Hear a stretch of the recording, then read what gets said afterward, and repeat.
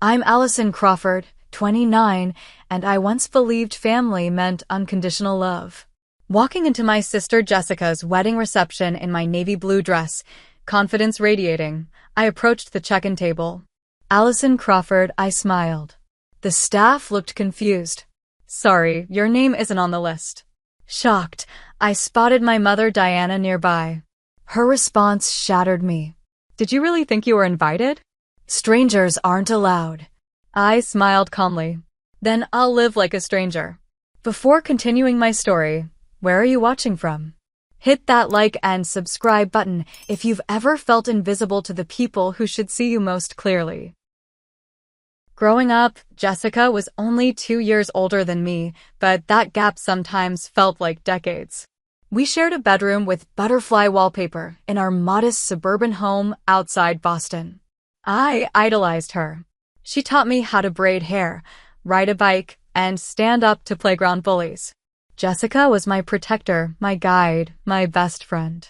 I still have a faded photo of us at ages 6 and 8, gap-toothed smiles, arms wrapped around each other like we'd never let go. Back then, I believed we never would. Everything changed when our father left. I was 8, Jessica was 10. I remember sitting at our kitchen table, homework spread out, when Dad walked in with a strange expression. "Girls, I need to talk to you." His voice sounded different. Jessica immediately grabbed my hand under the table. That was the last time she truly protected me. Dad explained he was moving out, that he and Mom weren't happy anymore. I cried. Jessica sat stone-faced. As he hugged us goodbye, promising we'd still see him often, Jessica pulled away. I didn't understand then how deeply that moment would define us. Mom changed after Dad left. The warmth drained from our home, replaced by bitterness that seeped into every corner.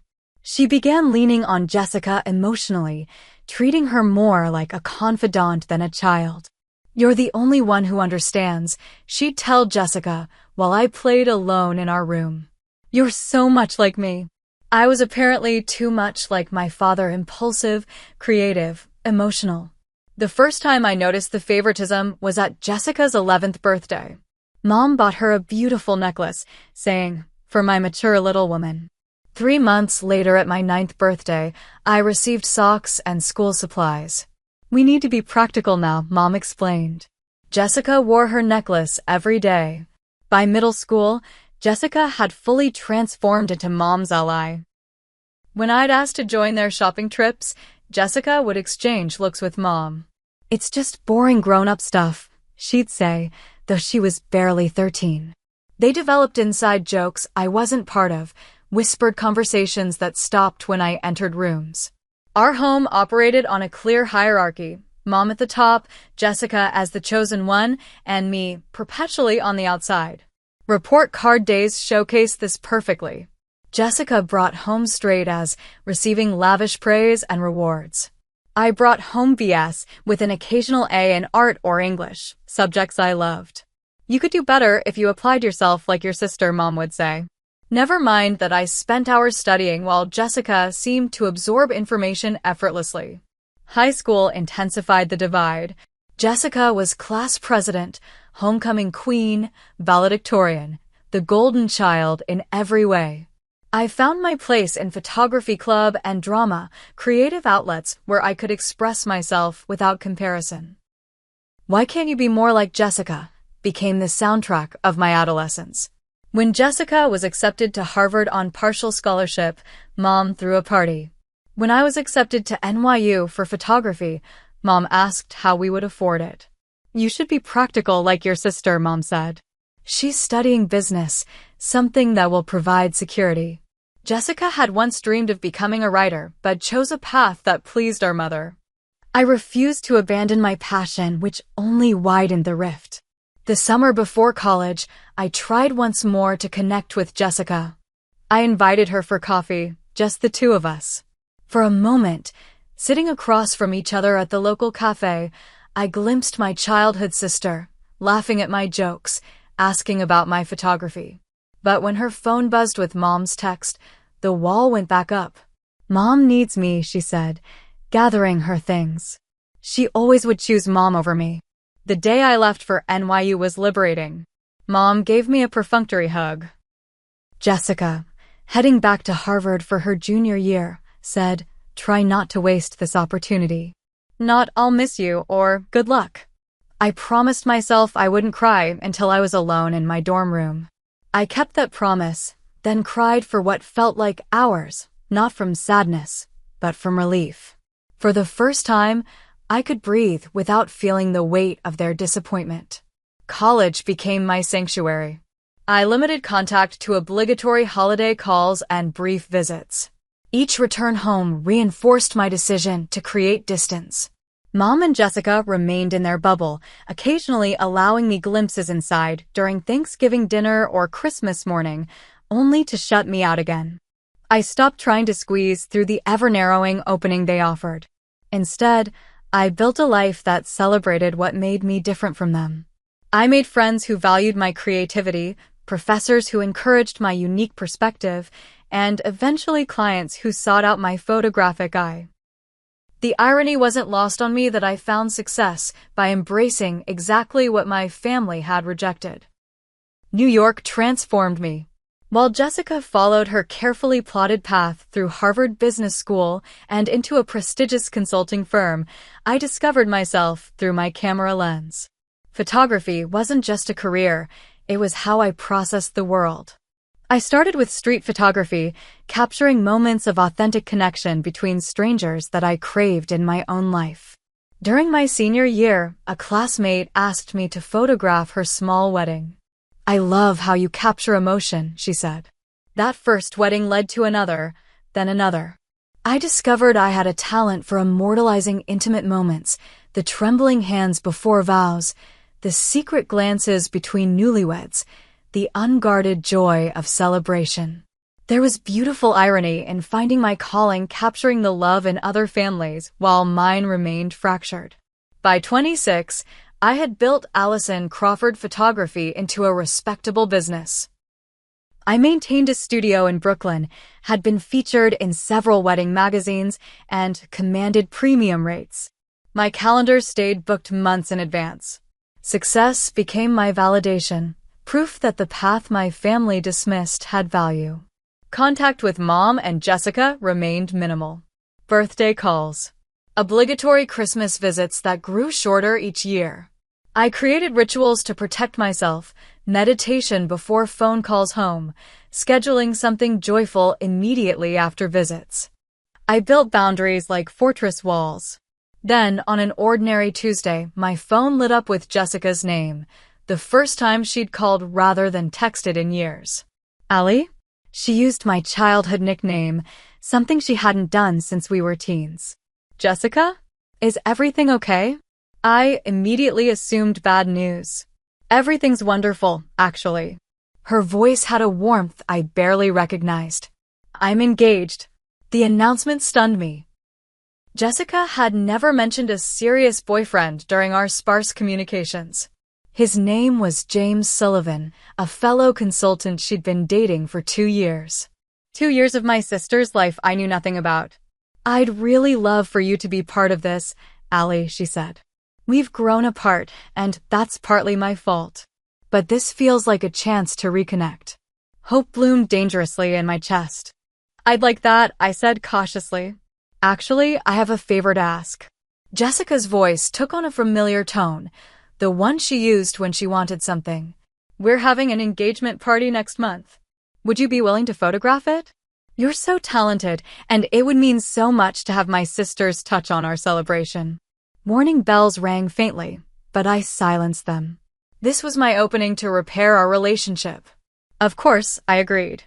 I spent the next month imagining a reconciliation. Perhaps Jessica's engagement had softened her.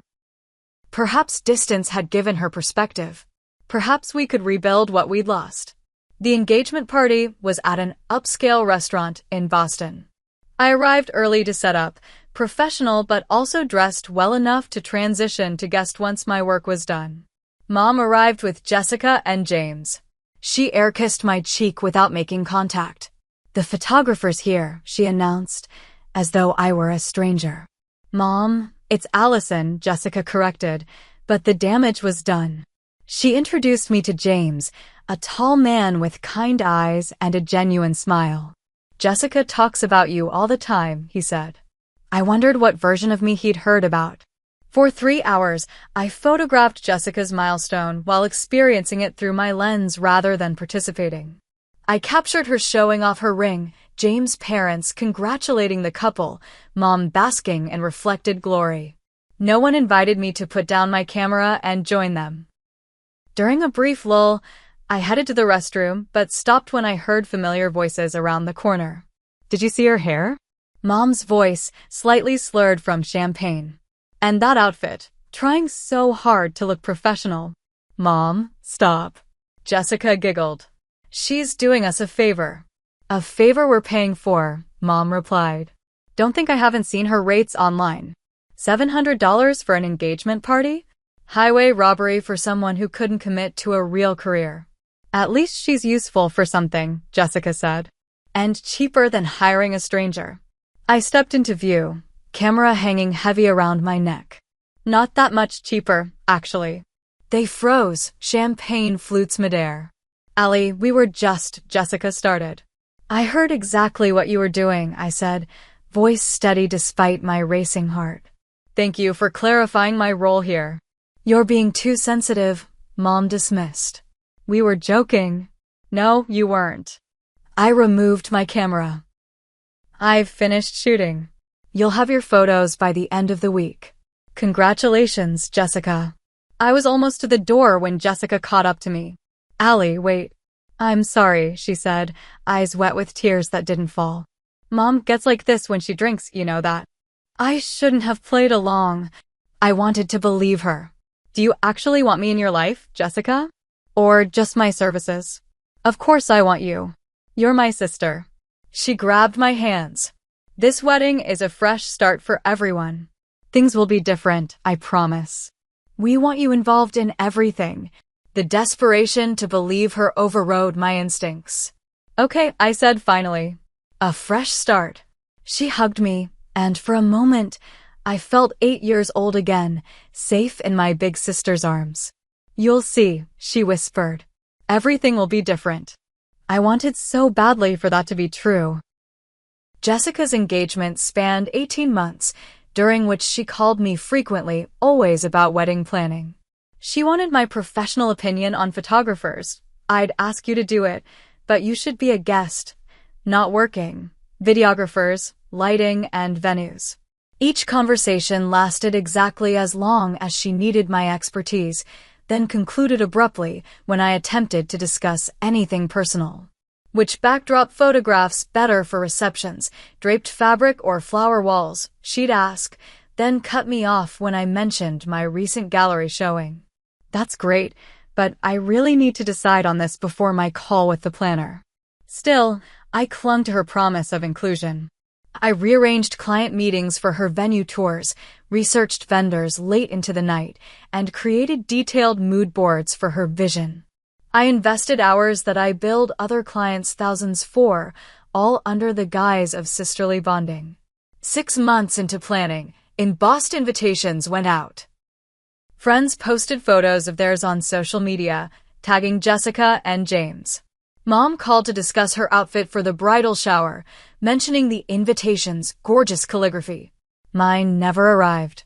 Jessica, I haven't received my invitation, I mentioned during one of our calls, trying to sound casual. Oh! The calligrapher must have missed you somehow. Don't worry about it, you're obviously invited. She quickly pivoted. Speaking of which, what filter would you recommend for nighttime reception photos? 2 more weeks passed. No invitation arrived. Taylor, my closest friend since college, voiced concerns during our weekly wine night. Something feels off about this whole wedding situation, she said, refilling my glass. You're doing all this work for free, but you're not even sure you're formally invited?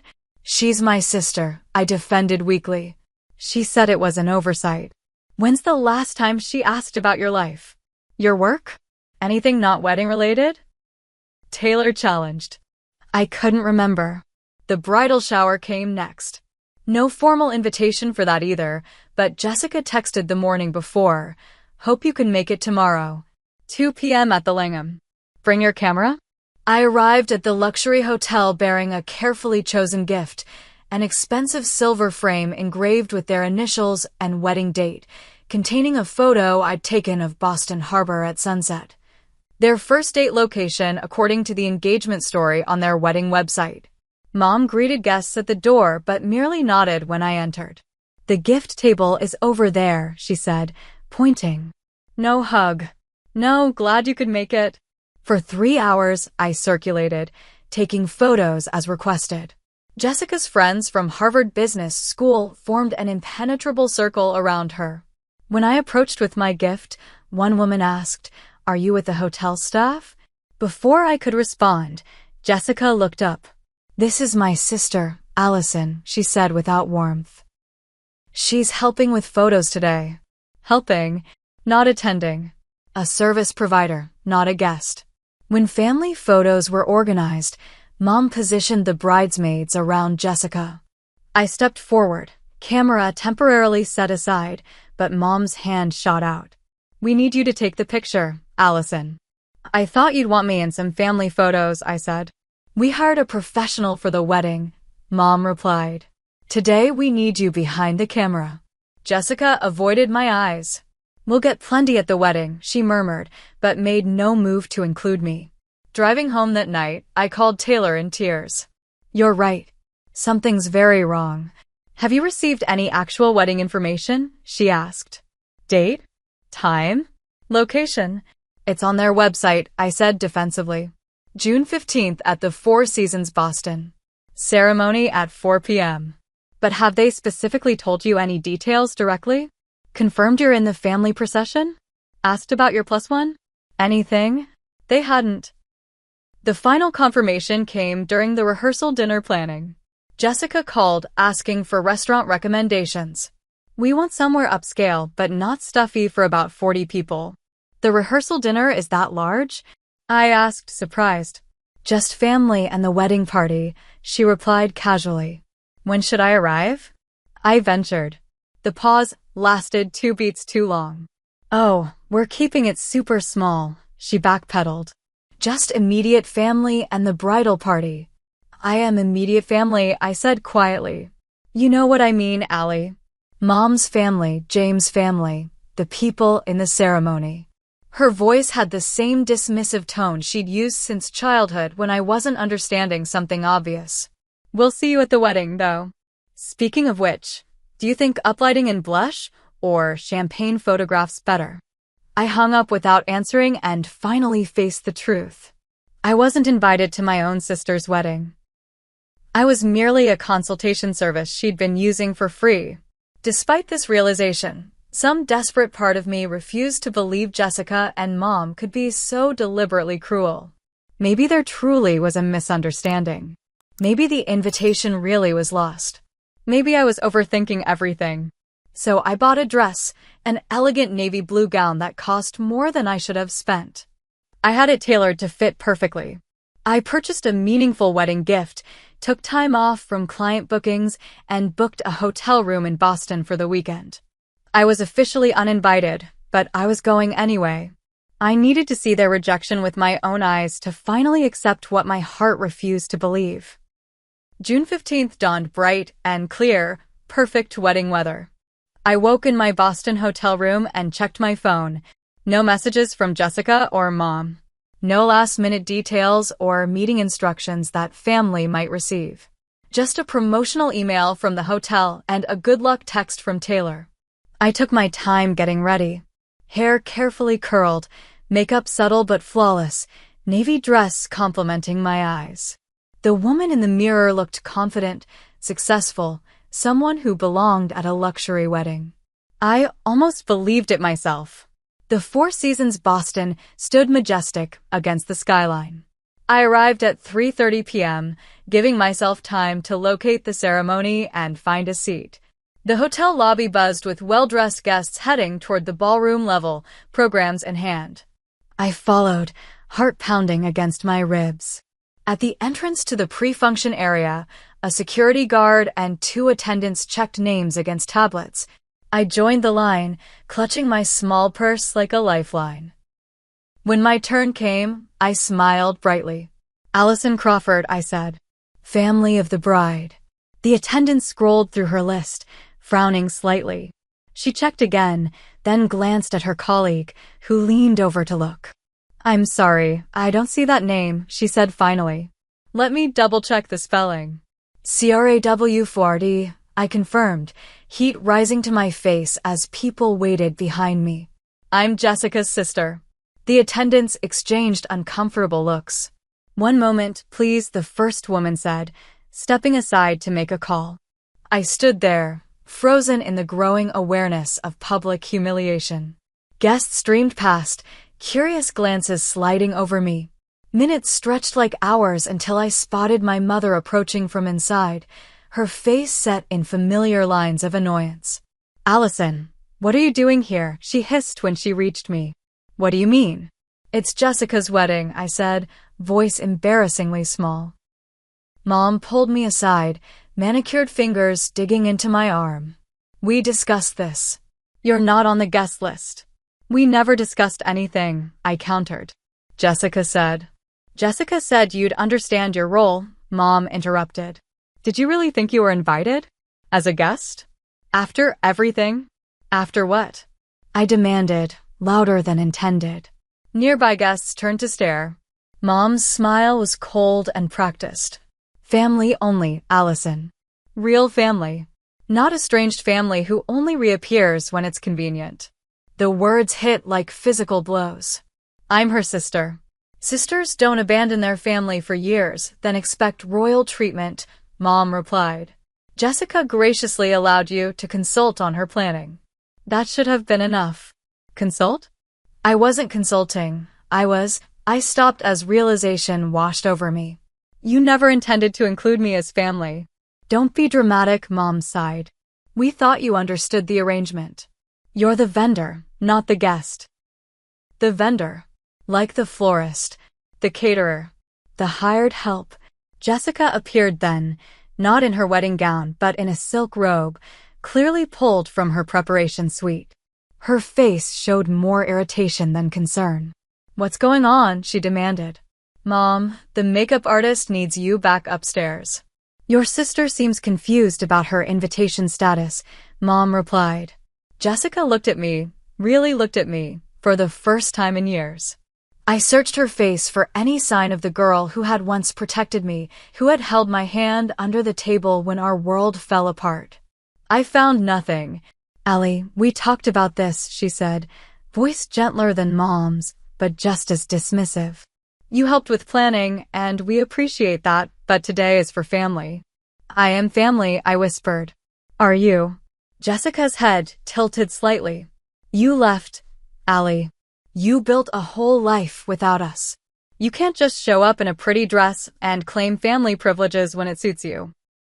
Every conversation over the past 18 months replayed in my mind, the abrupt endings when I tried to discuss anything personal, the consultation-style questions, the lack of invitation, the exclusion from family photos, the absence of +1 inquiries. All the signs I desperately ignored because I wanted so badly to believe I still mattered to them. I see, I said finally, a strange calm replacing the hurt.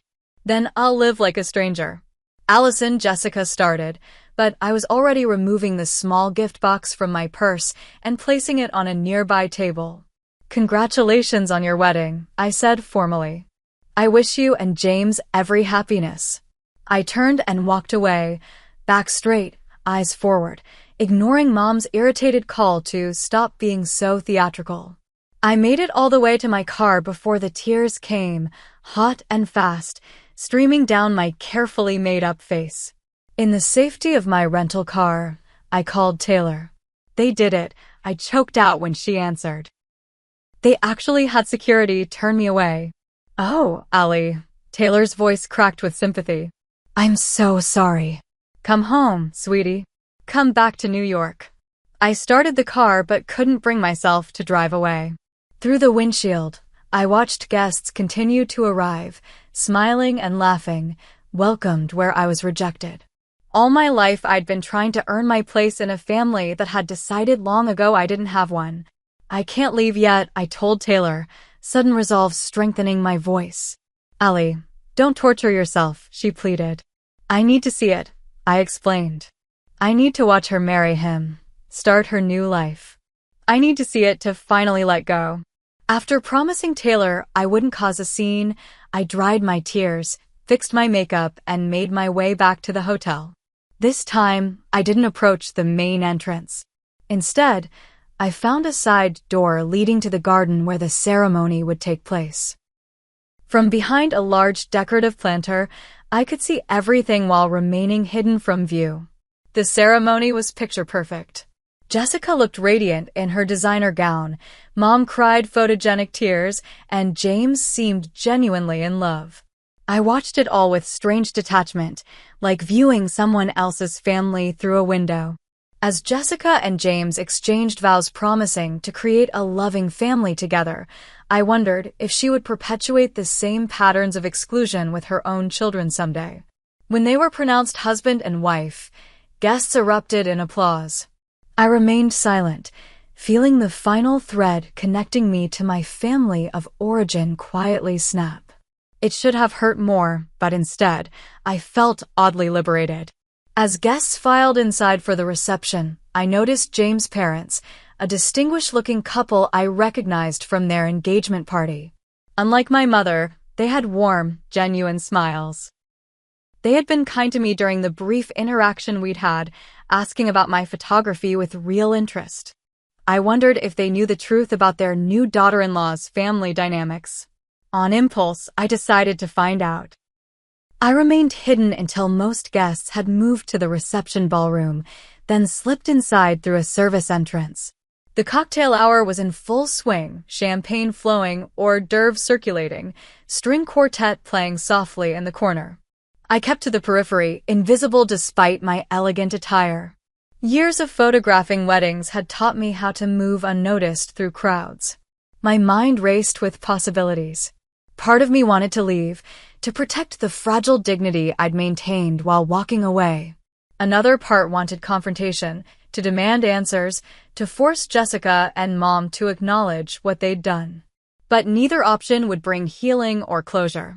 I spotted James' parents near the bar, conversing with another couple. On instinct, I approached them, summoning a professional smile. "Mrs. Sullivan?" I said quietly when there was a break in their conversation. She turned, confusion briefly crossing her face before recognition dawned. "You're Jessica's sister." "The photographer, right? Allison?" "Yes, ma'am," I confirmed, noting how I'd been introduced to them, not as sister, but as photographer. "Your work is lovely," she said genuinely. Jessica showed us the engagement photos. "You have quite a talent." "Thank you." I hesitated, then continued carefully. "I'm actually not working today. I'm here as family." Mrs. Sullivan's brow furrowed slightly. "Oh," I thought.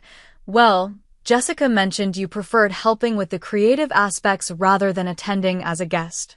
Something about feeling more comfortable behind the camera." The lie stung worse than the exclusion itself. Jessica hadn't just rejected me, she'd created a narrative that made her rejection seem like my choice. "That's not exactly accurate," I said quietly. "But it's her wedding day. She should tell her own story." Mr. Sullivan joined the conversation, champagne flutes in hand. "Everything all right, dear?" he asked his wife, handing her a drink. "Perfectly fine," she replied. "We're just chatting with Jessica's sister." "Ah, the famous photographer," he said warmly. "Jessica speaks very highly of your work, though she mentioned you'd be too busy to attend today, something about a prior commitment." Another lie. My calendar had been deliberately cleared for this weekend months ago. "Plans change," I said simply. "If you'll excuse me, I should find my seat." As I turned to leave, Mrs. Sullivan touched my arm lightly. "Dear, the family is seated at the front table. Just there," she pointed. I believe James reserved spots for all immediate family together. I followed her gesture to the elaborately decorated head table where place cards were clearly visible. I could see Mom's name, James' parents, and the maid of honor. There was no card for Allison Crawford. "Thank you," I said, not correcting her assumption. "Enjoy the reception." Moving through the crowd, I approached the head table from behind, confirming what I already knew. No place for me had been set. I wasn't merely uninvited, I had been deliberately erased. The realization should have crushed me, but instead, it crystallized something I'd been feeling since being turned away at the door. My family hadn't just excluded me today, they had been excluding me my entire life. The wedding was merely the culmination of a pattern established decades ago. For years, I'd believed if I achieved enough success, if I proved my worth clearly enough, if I extended enough olive branches, eventually I would earn my place in their lives. Now I understood the painful truth: no accomplishment would ever be enough because the problem had never been me. It had been their inability to see me as a complete person separate from their expectations and projections. As this awareness settled over me, I felt a strange, powerful calm. I could continue the cycle, fighting for scraps of acknowledgement, twisting myself to fit their narrative, or I could finally, fully break free. A server approached with champagne. I took a glass, found a seat at an empty table in the corner, and considered my options. I could leave now, drive back to New York, and begin the painful but necessary process of accepting that my family of origin was lost to me. I could cause a scene, demand recognition, publicly expose their lies, but that would only reinforce their narrative of me as unstable and attention-seeking. Or I could stay, observe, and choose a response that would maintain my dignity while making it impossible for them to continue pretending I didn't exist. The reception proceeded according to tradition. First dances, toasts, cake cutting. I watched Jessica dance with our mother in place of the father-daughter dance, remembering how our father's departure had cemented my outsider status. When Jessica looked happiest was during her dance with James. Perhaps because he represented a family she had chosen rather than inherited. During the toasts, Mom spoke about how proud she was of Jessica, how she'd always known her daughter would find someone worthy of her brilliance and beauty. To witness my only child marry her perfect match is all a mother could ask for, she concluded tearfully. Her only child. The erasure was now complete. As dinner was served, I noticed the open microphone set up for guests to share impromptu wishes with the couple. A plan began forming, not one of anger or revenge, but of truth and finally claiming my narrative. The reception's energy shifted after dinner as the formal program concluded and dancing began. This was my moment. I approached the microphone during a brief lull in the music, heart pounding but hands steady. "Hello everyone," I spoke clearly into the microphone. Heads turned. At the head table, Jessica froze mid-conversation, and Mom's champagne glass halted halfway to her lips. For those who don't know me, I'm Allison Crawford, Jessica's sister. The room quieted as confusion rippled through the guests. I saw James' parents exchange puzzled glances, clearly wondering why this information contradicted what they'd been told. "I wasn't planning to speak today," I continued, but I realized I haven't properly congratulated my sister and her new husband. Jessica's face had drained of color. Mom was half rising from her seat, likely planning to have me removed. But I pressed on, my voice steady. "Family is complicated, isn't it? We don't choose the people we're born connected to. Sometimes those connections bring joy, sometimes pain, sometimes both." I looked directly at Jessica now. My sister and I have had a complex relationship over the years, largely shaped by events beyond our control when we were children. The room was utterly silent now. What I've learned, watching Jessica today, is that family isn't always about blood or shared history. Sometimes it's about the people we choose to build our futures with. I raised my champagne glass. "Jessica, I hope you found that with James. I hope you build something beautiful together, something based on mutual respect and honest communication." Mom was now signaling to security, but James put a restraining hand on her arm, his expression troubled as he listened. "I won't take up any more of your celebration," I concluded. I just wanted to acknowledge the truth of our family story because we can't heal what we don't acknowledge. I wish you both every happiness in your marriage. I set down the microphone and walked toward the exit, back straight, head high.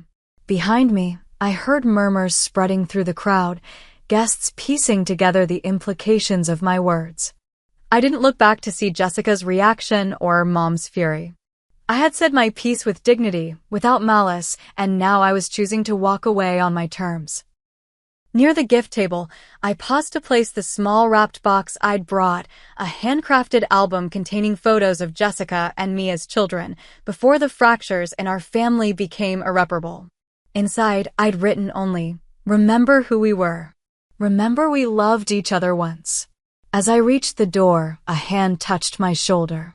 I turned to find James standing there, conflict evident in his expression. "Allison, wait," he said quietly. "I didn't know. Jessica told me you two had grown apart naturally, that you preferred your life in New York to family gatherings." "That's a convenient narrative," I replied, not unkindly. "Easier than explaining why she really excluded me." "I would have wanted you here," he said, and I believed him. "As family." "Take care of her, James," I said sincerely. "She learned her behavior from somewhere. Maybe with your influence, she can unlearn it." Before he could respond, I slipped out the door and into the warm June evening, feeling lighter than I had in years. I had finally stopped trying to belong where I was never meant to fit. I had nearly reached my car when I heard my name called again. This time, it was Jessica's voice, breathless as though she'd been running. "Allison, stop." I turned slowly.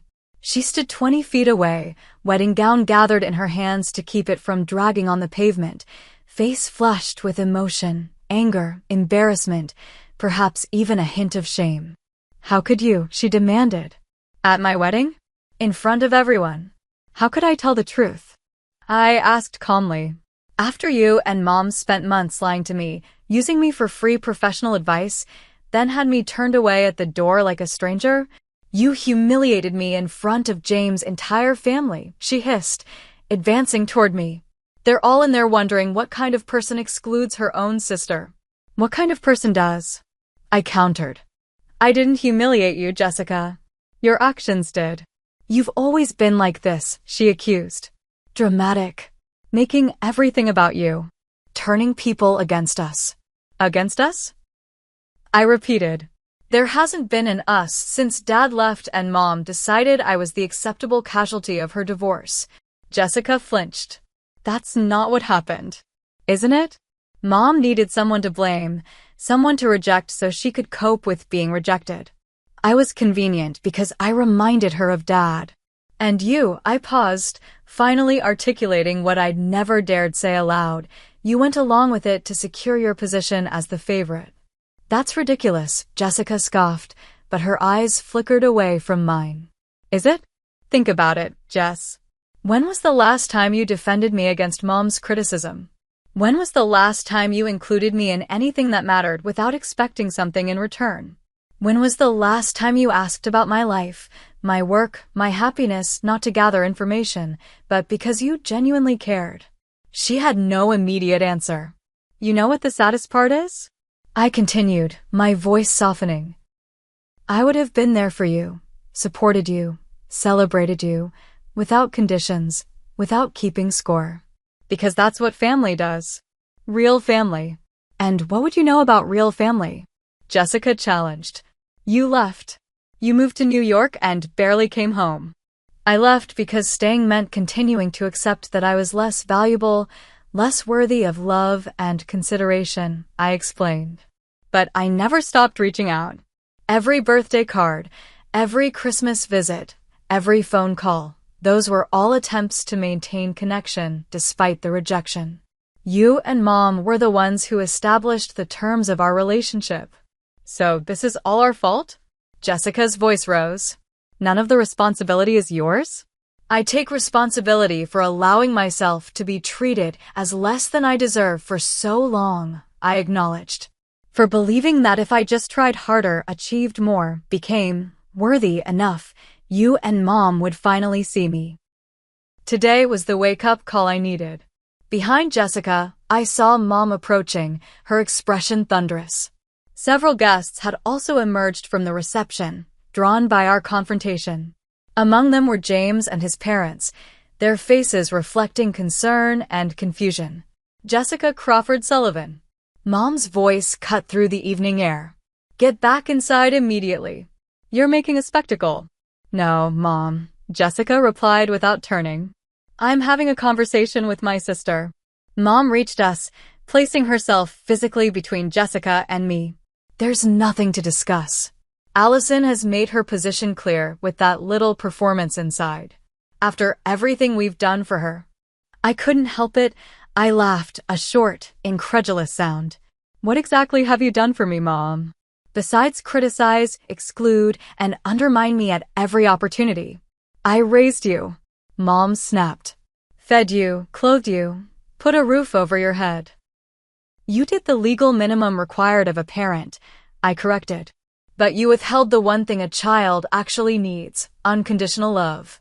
That was reserved exclusively for Jessica. Don't bring me into this, Jessica protested.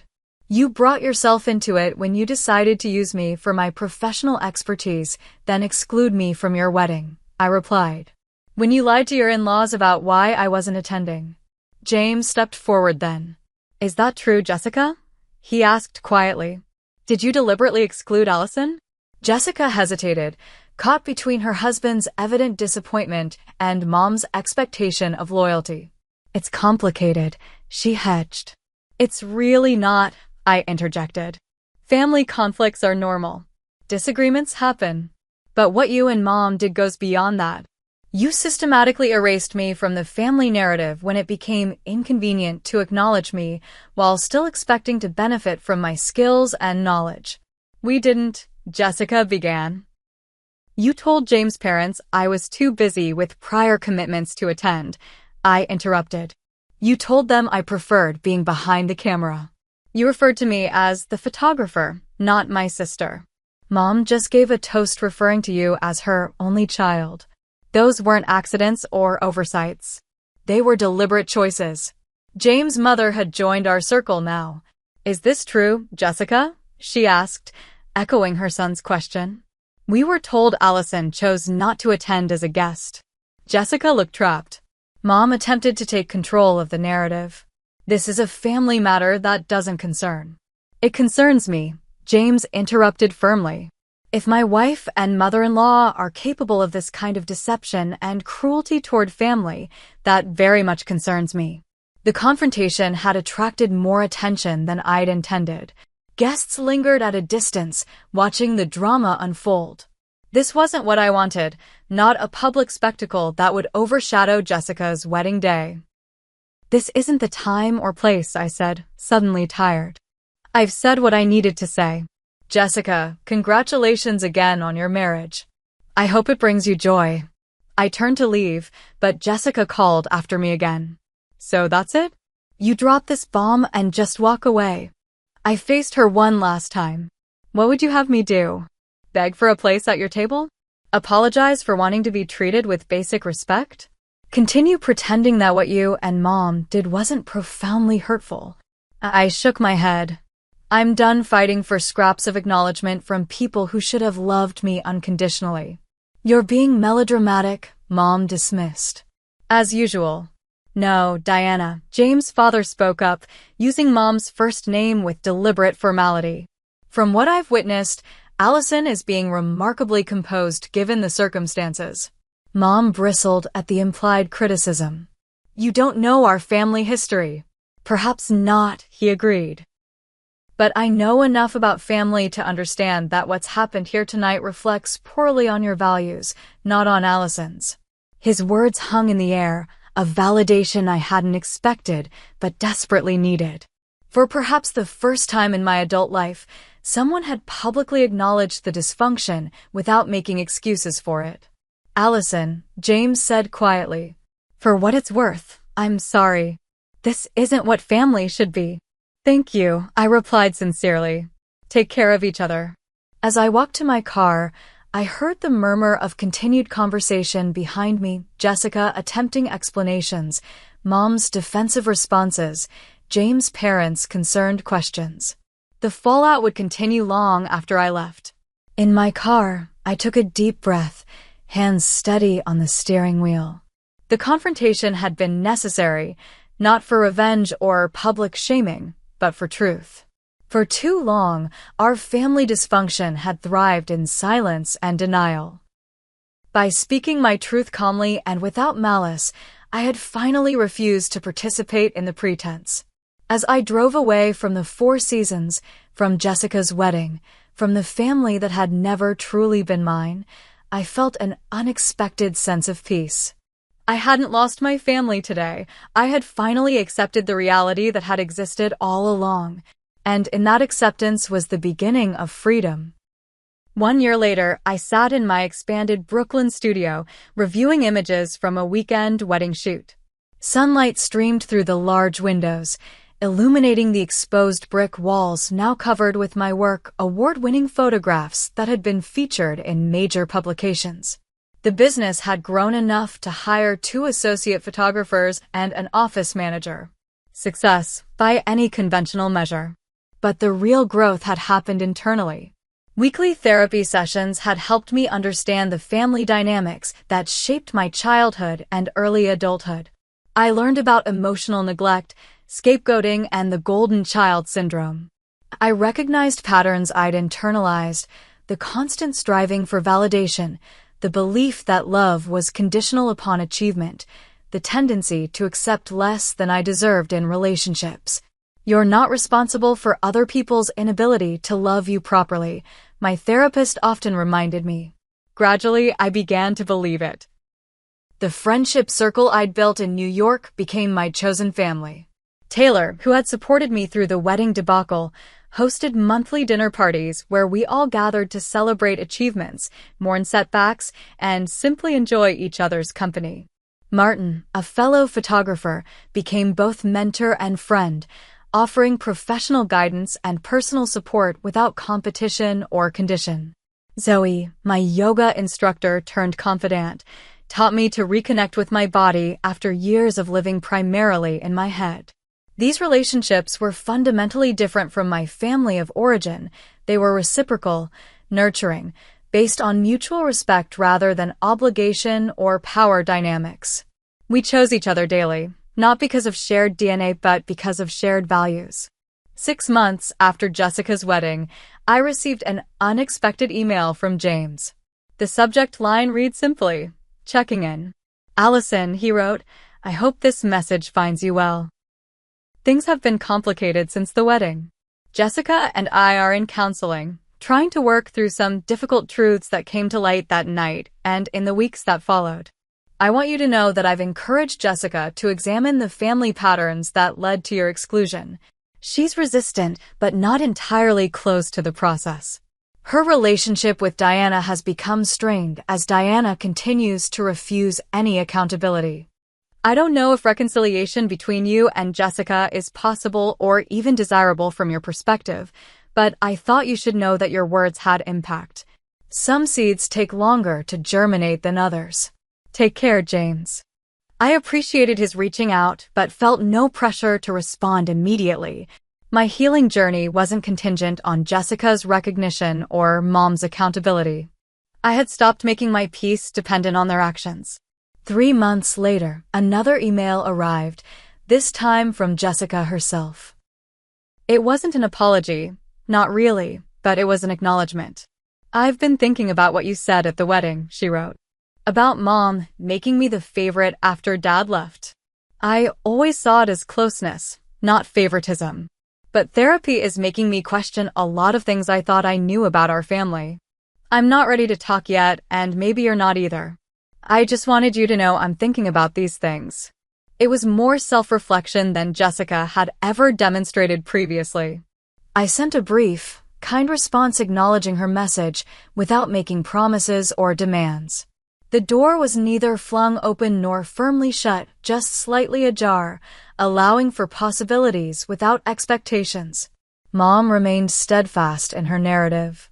According to mutual acquaintances, she told anyone who would listen that I had ruined Jessica's wedding with my jealousy, and that I was always difficult, just like her father. Her inability to acknowledge her role in our family dysfunction was both predictable and sad. I had stopped expecting her to change, which paradoxically made her behavior easier to accept. As my personal healing progressed, my professional life flourished in unexpected ways. I expanded beyond wedding photography into documentary work, capturing human connections in various contexts, multi-generational family gatherings, community celebrations, relationship milestones beyond marriages. My particular talent for photographing authentic emotional moments found new expression. A gallery owner who had seen my work invited me to create an exhibition called Chosen Family, featuring images of bonds created by choice rather than biology. The show received critical acclaim and sparked conversations about the evolving definition of family in contemporary society. During the opening night, surrounded by friends and colleagues who genuinely celebrated my success, I realized how far I had come from the woman who had stood outside her sister's wedding reception, desperate for acknowledgement. Taylor found me by the central installation, a triptych showing 3 different family structures: traditional, blended, and chosen. "Look at you," she said, linking her arm through mine. "Creating beauty from pain. That's alchemy, my friend." "It's healing," I corrected gently. "For myself and hopefully for others who see themselves in these images." "Have you heard from Jessica lately?" Taylor asked carefully. "She sends emails occasionally," I confirmed. "Small steps. She's having her first child in the spring. How do you feel about becoming an aunt?" I considered the question seriously, cautiously open. I won't force my way into her child's life, but I won't reject a genuine invitation either. Boundaries, not walls. "Growth looks good on you, Crawford," Taylor said, squeezing my arm. Indeed, the greatest lesson of the past year had been learning the difference between boundaries and walls.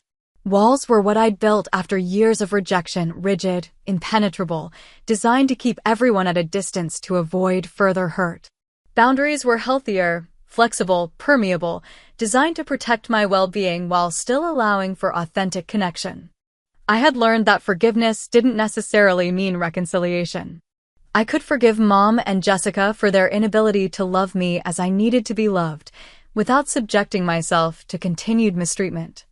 I could acknowledge the complex circumstances that shaped their behavior without accepting that behavior as acceptable.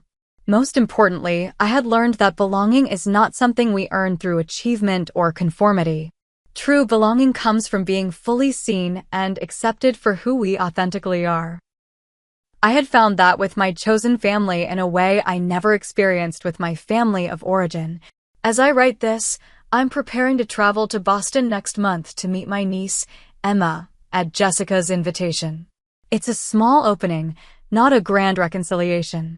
We'll likely never have the close sisterly relationship I once yearned for, but perhaps we can build something new, something based on who we are now rather than the roles we were assigned in childhood.